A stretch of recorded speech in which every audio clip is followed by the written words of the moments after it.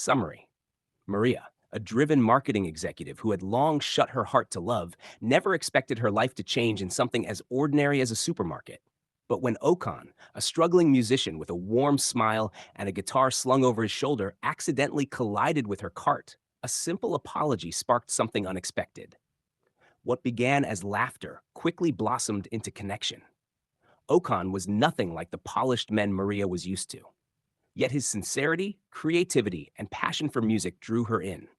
As they spent time together, exploring the city and sharing quiet, meaningful moments, Maria felt her guarded heart slowly opening. One magical evening, Okon took her to a rooftop under a sky full of stars. There, he played a song he had written just for her.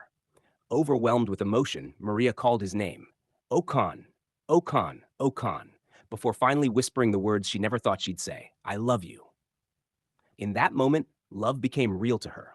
As Okon held her hand and confessed how much she meant to him, Maria realized she had found something priceless, not in boardrooms or success, but in a simple, soulful connection. And as their hearts met under the night sky, Maria discovered that sometimes love arrives quietly, in the most unexpected places, and stays beautifully forever.